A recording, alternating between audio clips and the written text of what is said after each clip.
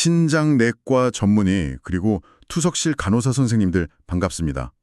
매일 투석실에서 환자분들 보면서 아마 가장 신경 쓰이고 또 가장 어려운 문제 중 하나가 바로 이 투석혈관 관리일 텐데요. 맞아요. 정말 매일의 전쟁이죠. 네, 그래서 오늘 이 주제에 대해 아주 깊이 있는 이야기를 나눠보려고 합니다. 저희가 오늘 함께 샅샅이 훑어볼 자료는 투석혈관 기능 이상에 대한 2019년 KDOQI 임상진료 지침이에요. 네. 특히 오랫동안 우리가 당연하게 여겨왔던 통념을 완전히 뒤집는 모니터링과 감시, 이 두 가지에 대한 새로운 관점을 집중적으로 파헤쳐볼 예정입니다. 네, 오늘 논의를 시작하기 전에 배경을 간단히 정리하고 갈게요. 여기서 말하는 투석혈관 기능 이상, 그러니까 vascular access dysfunction이라는 건요. 네네. 혈관에 스테노시스나 thrombosis,가 생겨서 혈류에 임상적으로 의미 있는 문제가 생긴 상태를 말하는 겁니다. 아, 그러니까 애뉴리즘 같은 다른 합병증과는 좀 다른 개념이군요? 그렇죠. 딱 그렇게 구분해서 생각해 주시면 돼요. 그래서 오늘의 핵심 목표는 명확합니다. 도대체 가이드라인이 왜 이렇게 바뀌었는지, 그리고 이 변화가 실제 임상 현장에서 어떤 의미를 가지는지 그 속내를 한번 속 시원하게 이야기해보는 거죠. 좋습니다. 그럼 본격적으로 시작해보죠. 가이드라인을 딱 펼쳤을 때 제 눈에 가장 먼저 들어온 건 권고 13.1과 13.2였어요. 아, 신체 검사 파트 말씀이시죠? 네, 맞아요.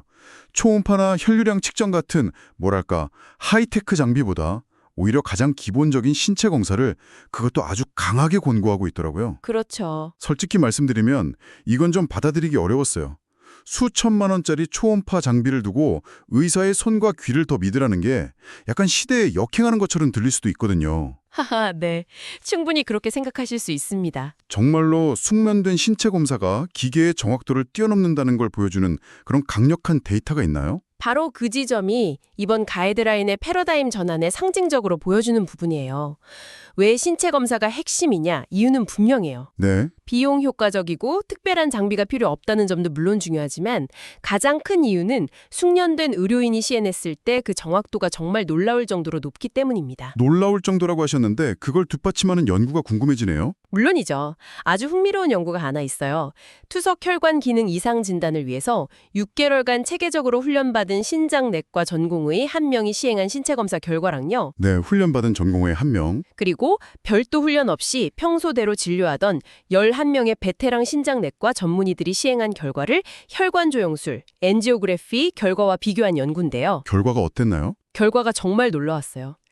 잘 훈련된 전공의의 진단은 혈관 조영술 결과와 거의 완벽한 일치도, 그러니까 카파값이 0.86을 보였어요. 0.86이요? 거의 완벽하네요. 그렇죠. 그런데 11명의 전문의 그룹은 중등도의 일치도, 카파값이 0.49에 그쳤습니다. 와, 정말 놀라운 연구 결과네요. 숙련된 전공의 한 명이 11명의 전문의보다 더 정확했다는 건 결국 얼마나 오래 받느냐보다 어떻게 보느냐가 훨씬 더 중요하다는 뜻이군요. 바로 그겁니다. 그 사실만으로도 많은 생각이 드는데요. 그렇다면 그 어떻게 해당하는 구체적인 방법들이 궁금해집니다. 청취자분들이 내일 당장 투석실에서 환자를 볼 때 뭘 확인해야 할지 그 핵심적인 기술들을 좀 짚어주시죠. 가이드라인표 13.1에 잘 나와 있더라고요. 네, 핵심은 3가지. 보고, 듣고, 만지는 것으로 기억하면 편해요. 보고, 듣고, 만지고. 첫째, 시진입니다. 가장 간단하면서도 강력한 검사가 환자의 팔을 머리 위로 들어 올리게 하는 arm elevation 테스트예요. 아, 그거요? 네, 정상 혈관이라면 중력에 따라서 금방 허탈되는데 만약 유출로, 그러니까 아웃플로우에 심한 협착이 있다면 혈관이 팽팽하게 그대로 남아있겠죠. 네, 그렇죠. 또 없던 콜레터럴 베인이 갑자기 붉어져 나온다거나 특정 부위가 비정상적으로 뛰는 것도 중요한 단서가 됩니다. 둘째는 청진이군요. 저도 가끔 회진 돌 때 청진기를 대보긴 하는데 솔직히 정상과 비정상의 미묘한 차이를 매번 잡아내는 게 정말 어렵더라고요. 맞아요. 그게 훈련이 필요하죠. 정상적인 AV 피스툴라에서는 부드럽고 낮은 톤의 잡음, 브루이트가 수축기하고 이완기 내내 계속 들리잖아요. 네, 지속적으로 들리죠. 그런데 협착 부위에서는 혈류가 좁은 틈을 비집고 나가면서 마치 바람 부는 날 꽉 닫히지 않은 창문 틈에서 나는 휘 하는 날카로운 소리처럼요. 아, 소리가 바뀌는군요. 네, 수축기에만 들리는 짧고 날카로운 고음으로 소리가 바뀝니다. 이 소리의 질과 타이밍의 변화를 귀로 잡아내는 게 핵심이에요. 마지막은 촉진이네요. 이 감각이 제일 중요한 것 같기도 하고요. 그렇죠. 정상혈관에서는 문압부 근처에서 부드럽게 고양이가 가르랑거리는 듯한 떨림, 즉 스릴이 느껴지잖아요. 네, 그 부드러운 느낌이요. 하지만 혁착 부위 근처에서는 이 부드러운 떨림이 사라지고 마치 수도꼭지를 갑자기 틀었을 때 파이프가 텅 하고 울리는 것처럼 망치로 치는 듯한 강하고 저항성 있는 박동. 아, 이른바 워터 해머 펄스로 변하게 돼요. 이런 변화를 손끝으로 감지하는 훈련이 매우 중요합니다. 그렇군요. 시진, 청진, 촉진을 통해 발견한 이런 이상 소견들이 첫 번째 단서가 되는 거군요. 맞습니다. 하지만 이런 소견이 한두 번 보인다고 바로 시술을 의뢰하기에는 좀 애매할 때가 많잖아요. 어느 정도가 되어야 행동이 필요한 시점이라고 볼 수 있을까요? 아주 중요한 질문이에요.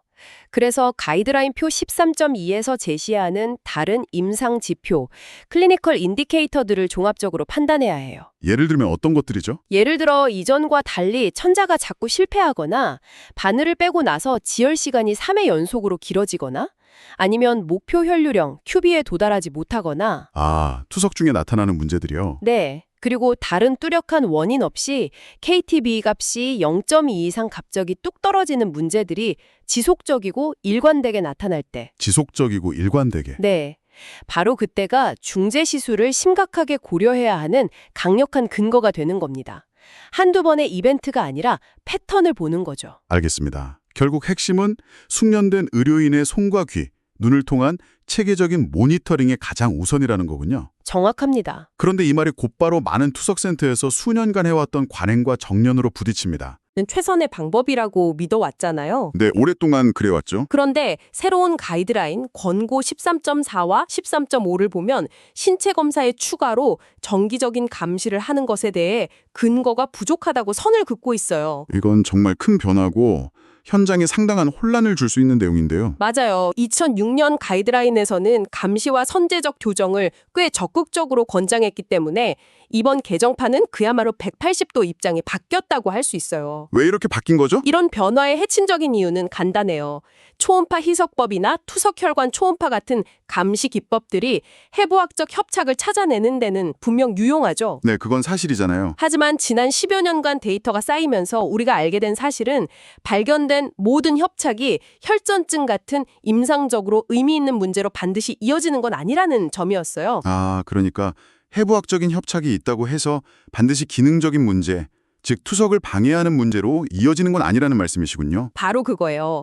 감시검사 결과만 믿고 섣불리 개입하는 것이 오히려 불필요한 혈관 조영술이나 중재 시술만 늘리고 정작 우리가 막고 싶었던 혈전증 발생률 감소나 혈관 개통성 형상에는 별다른 기여를 하지 못했다는 연구 결과들이 축적된 거죠. 관련된 연구가 있나요? 대표적인 예로 AV 그래프트 환자들을 대상으로 한 무작위 대조 연구, RCT가 있어요.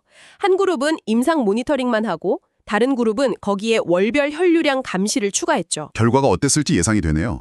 감시를 추가한 군에서 중재 시술을 훨씬 더 많이 받았겠죠. 정확해요.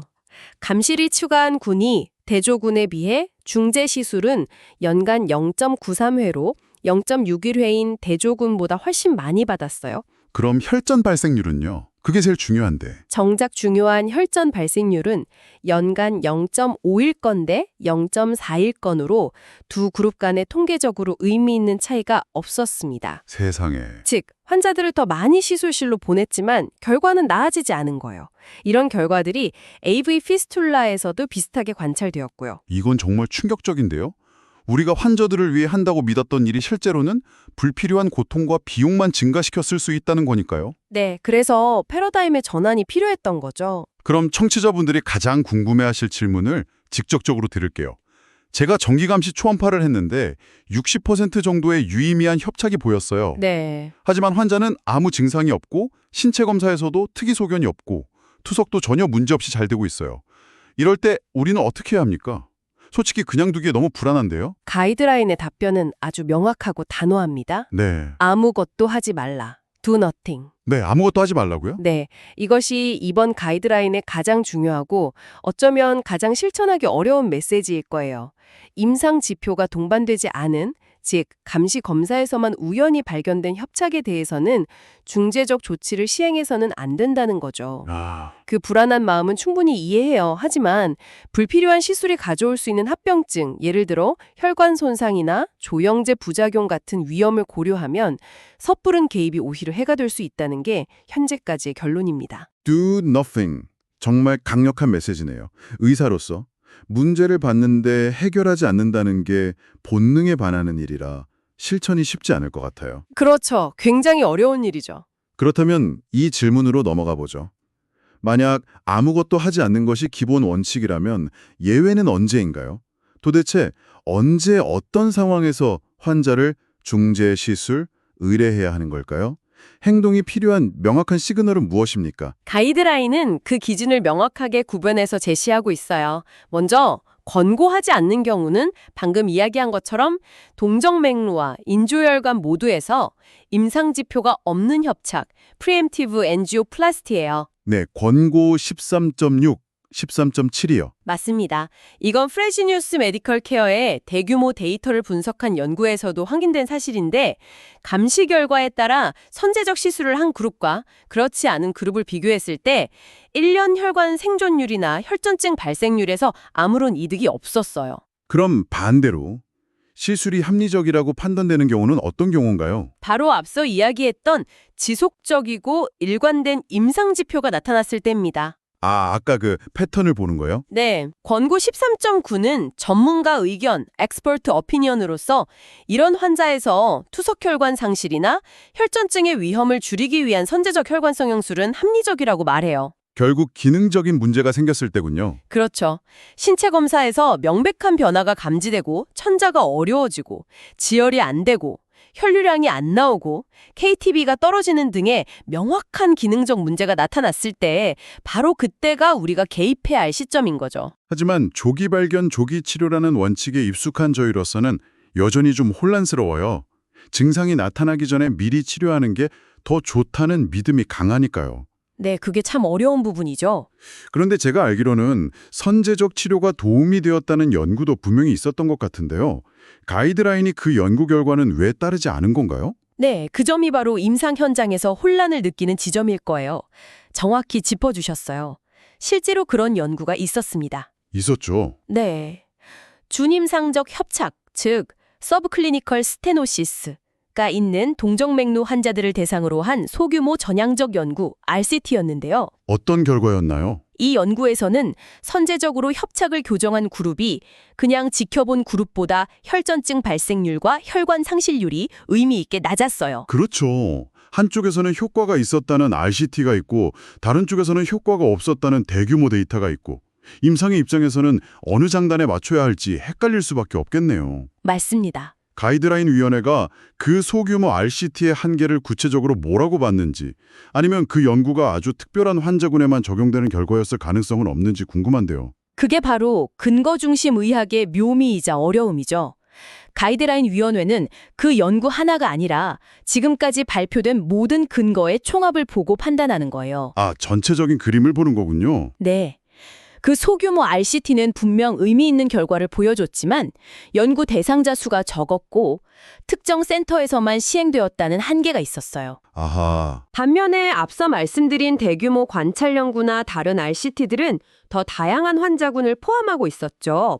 이 모든 근거들을 종합적으로 평가했을 때 임상 증상이 없는 협착에 대한 무분별한 개입이 주는 이득은 불분명한 반면 불필요한 시술의 위험은 명백하다는 결론에 도달한 겁니다. 그래서 그렇게 신중한 입장을 취하게 된 거군요. 네, 바로 그렇습니다. 알겠습니다. 이제 전체적인 그림이 명확해지는 것 같네요. 오늘 논의를 정리해보자면 이 모든 것의 의미는 결국 기계를 믿기 전에 당신의 임상적 기술과 판단을 믿으라라는 메시지 아닐까요? 오, 아주 좋은 요약입니다. 기계가 보여주는 숫자에 맹목적으로 의존하기보다 매일 환자 곁에서 시행하는 체계적인 시진, 청진, 촉진을 통해 얻는 정보야말로 추석 혈관 관리에 가장 강력하고 우선적인 무기라는 생각이 듭니다. 전적으로 동의해요. 새로운 가이드라인은 단순히 기술적인 권고를 넘어서 우리 임상의의 역할을 다시 한번 강조하고 있어요. 네. 병상 옆에서 환자를 직접 보고, 듣고, 만지는 행위의 가치를 되새기게 하는 거죠. 그리고 이 모든 과정이 성공적으로 이루어지려면 저희 신장내과 의사뿐만 아니라 그렇죠. 혈관을 만들어주는 외과, 문제를 해결해주는 영상의학과, 그리고 매일 환자를 보는 간호사 선생님들이 긴밀하게 협력하는 다학제적 접근이 필수적이라는 점도 꼭 덧붙이고 싶네요. 네, 정말 중요한 말씀입니다. 자, 오늘 이 깊이 있는 논의를 마무리하면서 청취자 여러분께 마지막으로 생각해볼 화두 하나를 던져드리고 싶어요. 오, 뭘까요? 이 가이드라인의 향후 연구, 퓨처 리서치 섹션을 보면 현장 초음파, 즉 포커스의 활용 가능성을 언급하고 있습니다. 아, 포인트 오브 케어 얼트라사운드요? 네, 여러분이 매일 시행하는 신체 검사에 이 주머니에 들어가는 작은 초음파 기기를 접목한다면 오늘의 이 모니터링 대 감시의 패러다임이 또 어떻게 바뀔 수 있을까요? 이것이 어쩌면 숙련된 임상의의 손길이라는 로우테크와 첨단 영상 기술이라는 하이테크 사이의 간격을 메우는 완벽한 다리가 될 수 있지 않을까요?